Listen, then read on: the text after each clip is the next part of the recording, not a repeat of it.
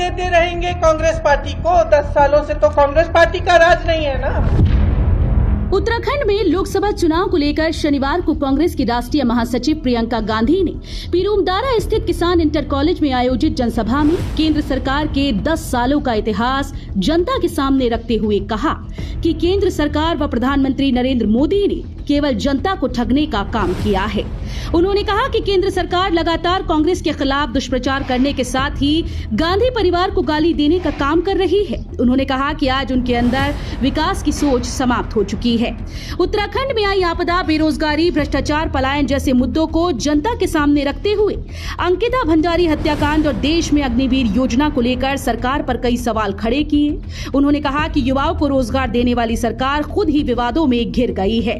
उन्होंने paper leak सहित सरकार पर आरोप लगाया कि आज लाखों रुपए में नौकरी बेचने का काम ये सरकार कर रही है। तो वहीं उन्होंने कहा कि नारी सशक्तिकरण का नारा देने वाली सरकार में आज महिलाएं सुरक्षित नहीं। उन्होंने अपने संबोधन में मौजूद लोगों से कहा कि आप देश में बदलाव की जरूरत है और ये बदलाव जनता के हाथ में है। उन्होंने कहा कि अब वक्त आ गया है कि जनता को अपनी सरकार खुद चुनने का मौका मिला है। उन्होंने सभी लोगों से कांग्रेस के प्रत्याशियों के पक्ष में खुलकर मतदान करने की अपील करते हुए कहा कि यदि देश में इस बार जनता ने कांग्रेस को सत्ता सौंपी तो निश्चित तौर पर देश और उत्तराखंड की तस्वीर बदलने का काम कांग्रेस करेगी।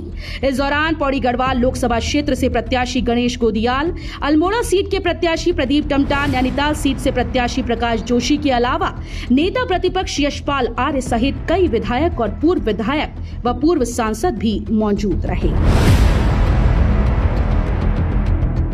इन तीनों लोकसभा क्षेत्रों के इतर भी अन्य जो दो लोकसभा क्षेत्र हैं, हालांकि वहाँ भी उनका कार्यक्रम है, लेकिन यहाँ का असर वहाँ तक होगा। तो मैं समझता हूँ कि हम सब के लिए खुशी की बात है। आपने महसूस किया होगा पब्लिक में और कांग्रेस कार्यकर्ताओं में काफ़ी उत्साह है और मुझे लगता है वो उत्साह में गुणोत्तर वृद्धि जो है होने जाएगी। बीजेपी की घबराहट है। कल रक्षा मंत्री थे, उनकी सभा की आपने रिपोर्टिंग देखी नहीं होगी। मूल सवाल है ये जो लोकतंत्र बनाम अधिनायकवाद। इस देश में लोकतंत्र और ये संविधान रहेगा या ये देश एक अधिनायकवादी तंत्र की हो जाए।